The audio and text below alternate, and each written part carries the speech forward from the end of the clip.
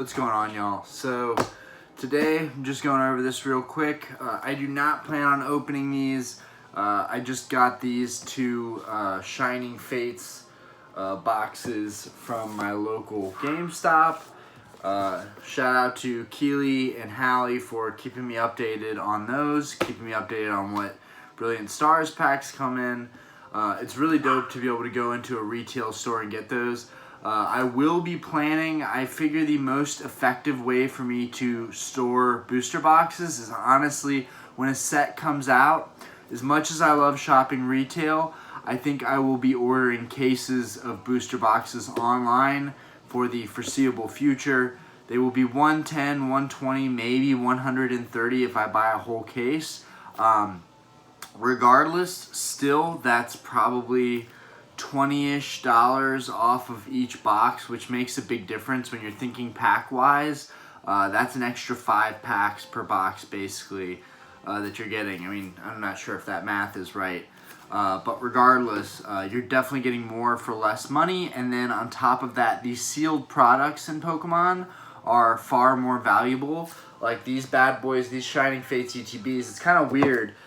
These popped back on the market recently, and they've been in a lot of stores. I found them at Walmart. I found them at GameStop. Now there's another GameStop that another one of my friends works at that just told me they have one of these boxes and some Brilliant Stars packs.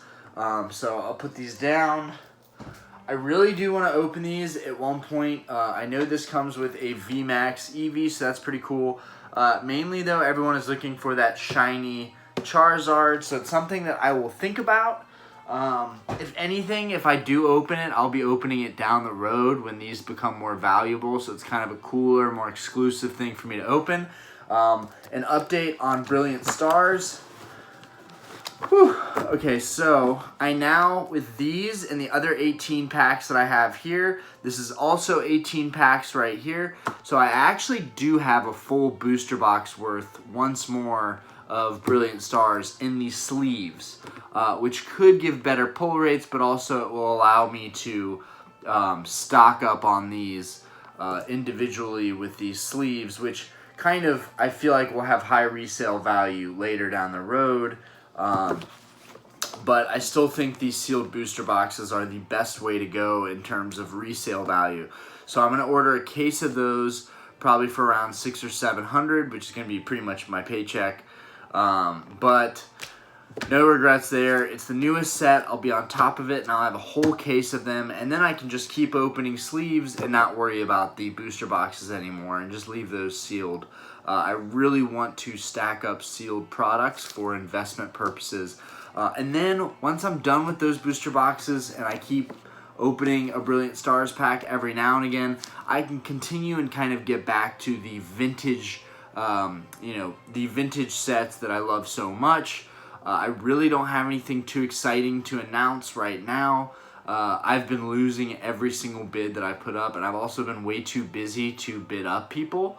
So it's pretty funny. I had a really, really long list of stuff that I was bidding on, and I'm getting down to the end of the list, and it's all theme decks, but everyone has matched or doubled the price that I originally put in. So it's not like you're finding steals right now. People are they have their eyes wide open on the Pokemon market online.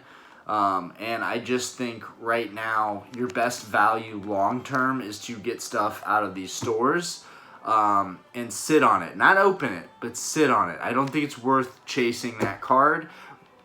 Despite the fact that I am chasing cards, I'm not saying other people can't afford to chase cards, but I definitely, if the bar keeps doing well and I can do, $200 or $300 a night, I will definitely dedicate some of that money towards just ripping packs and seeing what we get. But I definitely want to get back into vintage stuff, and I just feel like I have to stay on top of these sets as they come out from here on out to feel good about what I'm doing. So my next order of business will be and I may still buy from the stores. If they get a booster box, I may still buy from them just because it's still cool to be able to buy from stores and support local business. But I feel like once I get that case, which I'm not sure if it's going to be next week or the week after that, but once I get a case of Brilliant Stars, you know, it made me think maybe I should look at buying a case of Evolving Skies and buying a case of Fusion Strike and buying a case of, you know, Vivid Voltage. Just getting a case of whatever the newer sets are that are affordable, because, you know, at 120, 130 a box, they're going to go up to 500 probably in the next 4 years, 5 years, and then in the next decade probably trace up past $1,000 a box. That's genuinely what I think. Is product dries up and people realize they have to hop on the opportunity to get this stuff. That's what I think is going to happen. Anyways, guys, we're going to pick, and the thing about these is I can't really weigh them out ahead of time because they're all sleeved. I mean, I have to unsleeve each one, which I kind of don't want to do. I kind of want to leave them like this for collection purposes, but I picked a random Shaman pack, okay, and I'm going to open one Fusion Strike as well. I picked a random Shaman pack, and I'm going to put the rest of these over here.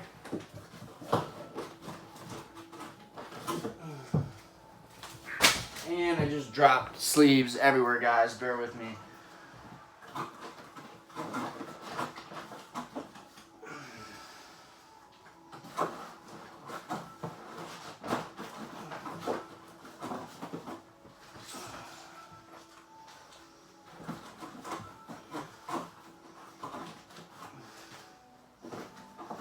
Okay. And I put these Shining Fates away. And then, of course, my typical long GameStop receipt with my booster packs. It's good to keep all these receipts because one day when I resell this stuff, regardless of what receipts came with what, people love receipts. I know I personally love when a seller has the receipts. And if I just take a picture with all the receipts that I have from retail stores, it'll be obvious with the dates on the receipts that I was a big collector. If I just take photos with all those receipts when I'm selling product down the road.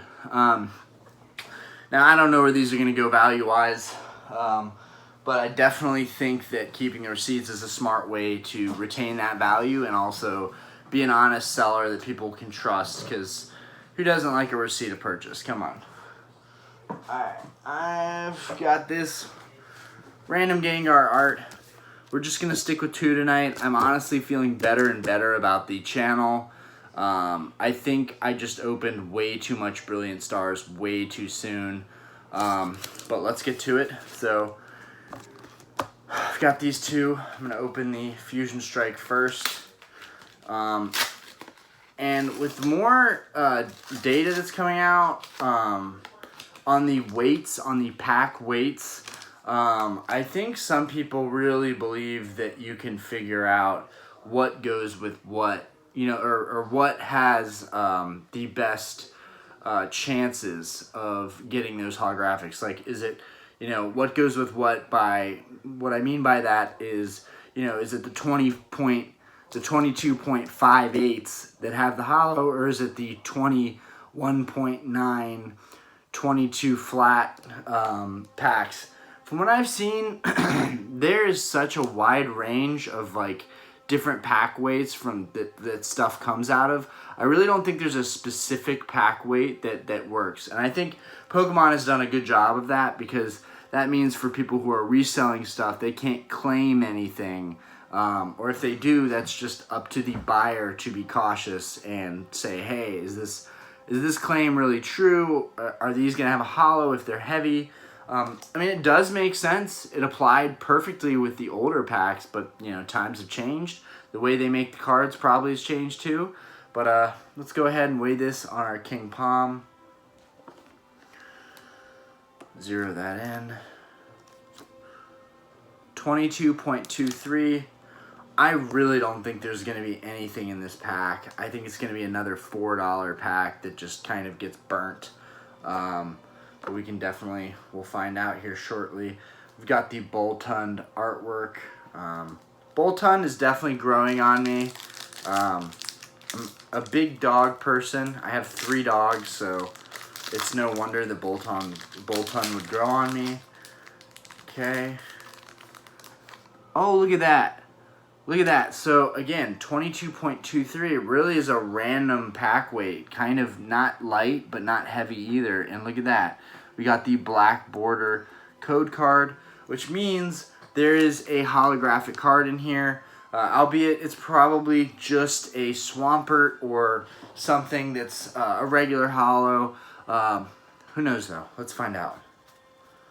You know, maybe as we open more of these, it'll be like, whoa, these had pretty awesome pull rates. I think everyone is pretty happy with these latest sets. I mean, I've been pretty happy. I think Chilling Reign was good. People really complained about that. I think Vivid Voltage was pretty good. I think Evolving Skies is great. That's probably my favorite right now. Brilliant Stars just hasn't really shown me that it's worth it so far. I got one alternate VMAX card. That was pretty cool. The Umbreon, those are, you know, going for a decent chunk of change, but prices are probably going to come down. And then after they come down for, you know, a couple months, they will start to go back up and climb. All right. We've got our Grass Energy. That Diggersby from Bunnerby. We've got, what is that? Sydney. It's a pretty cool artwork. It's kind of a sketchy guy with a full moon behind him. We've got another trainer card that looks pretty cool, actually. Cross Switcher. It's a pretty cool artwork for that. Got two Pokeballs on some kind of like teleportation device. We've got Snubble, and it's a pretty good artwork. See, this is a derpy card, but the artwork isn't terrible. And I think it's, again, they dedicate more time to the older gen Pokemon. There's like a respect that's earned there. Oh yeah, this looks really cool. I'm pretty sure I have this Geodude, but this is a great rendition of Geodude. It's definitely a cool looking card. He's pretty menacing right there. I love Geodude.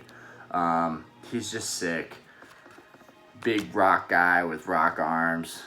Okay, so this is weird. Now it's upside down. Okay, never seen that before. I don't know if I did that. We've got a Morpeko. He's hanging out on a tree. Aspen is crying right now. Okay, now it's upside down again. So let's flip that back, guys. This is bizarre. Luckily, we're only doing 2 packs, so this really won't take very long. I've got a lot of better videos that I'm going to come up with in the future for opening bigger stuff. There just isn't time lately with our 4-month-old. Aspen is a lot to handle, and I think it's fair to say that any new parent is a little bit overwhelmed. We've got the Sizzlepede, Klefki, which is just like a keychain. It really deserves no place as a Pokemon, in my opinion. So this is cool. So we got a Gen 1 Pokemon here. We got Jinx. This artwork's pretty dope. And it is a reverse, which is nice. This is at least a nice reverse card. And what did we get here? That looks sick. Metal. So it evolves from Meltan. So this is a really nice holo, but a card that I just don't really have a lot of love for. But he's pretty cool. He's smashing into the ground. You've got a lot of colors going on there. I mean, it really is a nice card. Alright, let's go into it so we can hurry this up and get back to Aspen. If I can get used to opening just 1 or 2 a day again, that'll be good long term. Okay, let's see. 22.69, 22.69, 22.7, 22.7 stands. Alright, so it's definitely on the heavier side, but what will it be? Why does it feel so heavy? Is there a foil card in there? We want to be careful with this pack. This derpy, I forget, Whimsicott pack could be the one. Could be the winner pack. Now, if we start pulling a little bit better with these next Brilliant Stars packs, it could really make up for our pulls so far. We've opened so many of these packs, and it just hasn't been that great. I would not be the least bit surprised, guys, though, if we open this heavy pack and it is just a white code card. This happens all the time. Okay, so it is a black border. It is a black border code card. Some other YouTubers don't really focus on this, and I think that's great. They don't put a focus on it. They just open pack after pack. Keeps things fresh. For this case, because we are opening just a couple at a time and we're trying to keep data, we're trying to keep pull rates a consistent thing to see what happens, I think that it's important that we show what the code cards were. Okay. I haven't gotten anything crazy getting a V-Star card, so we'll see if things change. Already in $4, I got that Reverse Jinx and that Melmetal, and they look really good. Okay, so we've got Executor. He looks really cool. Like, this is an awesome artwork. He's just chilling on an island. Like, wherever he is, I'm trying to get there. I am trying to get there. We got Trainer. We got a Staravia, which kind of reminds me of Swalo. So Staravia is okay. He's just flying. We got Shroomish, Gen 3, Sapphire Ruby Pokemon. Evolves into Breloom. We've got this Piplup. He's just chilling. He's just chilling in the snow, doing his thing. We've got this Turtwig. Okay. We've got, it's harder for me to see, I don't have my glasses, but we've got Sneasel. It's a really cool artwork for Sneasel, and it actually does damage, unlike some of the Sneasels I found where they don't even do anything. We've got this Clink Clank, which is like a gear, one of the evolved forms of Melmetal. Don't really care much for him. Okay, so I'm pretty sure I got one of these trainer galleries. This is Alcremie. I'm just not, it's going to be hard for me to get used to some of these Pokemon. Albeit, this is a really cool full art trainer gallery card. I'm pretty sure I have it already, but we're going to go ahead and sleeve this guy to put it with our trainer gallery cards. And for our last card, come on. Okay, so it looks like we got a Garchomp again. We've got like 10 billion Garchomps. So, I watched a video of Unlisted Leaf today, opening up some stuff, and he was opening actually the Shining Fates box, and it was just Rillaboom. So I think that's what's happening with Brilliant Stars. I think there's a lot of Garchomps, and Garchomp, don't get me wrong, Garchomp is one of the Pokemon I actually think is sick. Like, I should in a way be happy that I have all these Garchomps because it's a really cool Pokemon that I respect, and the artwork is awesome. I mean, he's vicious. It's like some kind of pterodactyl and a hammerhead shark combined, and I think this is one of the better artworks that's come out of these newer sets. You know what?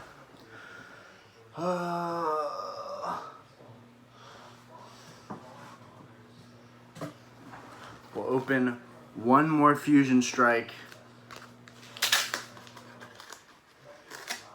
Cap it off at 3 packs. I mean, all in all, I just got 3 holo cards for $8. I think I really should be capping it off there. I got a Trainer Gallery, Garchomp, and Melmetal. I think I at least got back that $8 on those. But let's go ahead and open this. So this is a Mewtwo, or Mew pack art. Let's go ahead and weigh this guy out.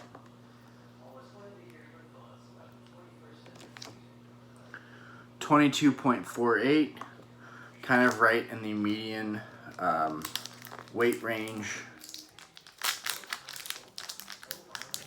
And this one was a mess to open, which makes me feel like it's going to be good. Every time I have a messy pack opening, it's always something good. Not always, but it's always surprising. Okay, nope. We didn't get anything in this one, which is a bummer, because we already know that now from that code card, something I always talk about being a bummer.